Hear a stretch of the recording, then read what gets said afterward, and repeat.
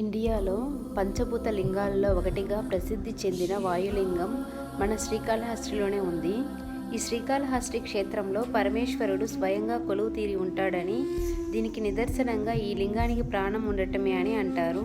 పంచభూత లింగాలలో 4వది అయిన వాయులింగం ఇక్కడ పూజలు అందుకుంటుంది. ఈ శివలింగానికి ఇంకో స్పెషాలిటీ కూడా ఉంది. జనరల్గా అన్ని క్షేత్రాల్లో శివలింగానికి అర్చకులు అభిషేకం చేస్తుంటారు. కొన్ని చోట్ల భక్తులు కూడా అవకాశం ఉంటుంది. కానీ ఈ శ్రీకాళహస్తి క్షేత్రంలో మాత్రం శివలింగాన్ని అర్చకులతో సహా ఎవరూ తాకరు. ప్రాణవాయులింగంగా పూజలందుకునే ఈ లింగం తెల్లని వర్ణంలో ప్రకాశిస్తూ కనిపిస్తుంది. అందువల్ల శ్రీకాళహస్తీశ్వరుణ్ణి కర్పూర లింగం అని కూడా పిలుస్తారు. ప్రతి సంవత్సరం శ్రీకాళహస్తిలో మహాశివరాత్రి చాలా బ్రహ్మాండంగా జరుపుతారు 10 days పాటు. ఈ వీడియో మీకు నచ్చినట్లయితే లైక్ చేయండి. ఫస్ట్ టైం ఛానల్ని వాచ్ చేసినట్లయితే సబ్స్క్రైబ్ చేసుకోండి.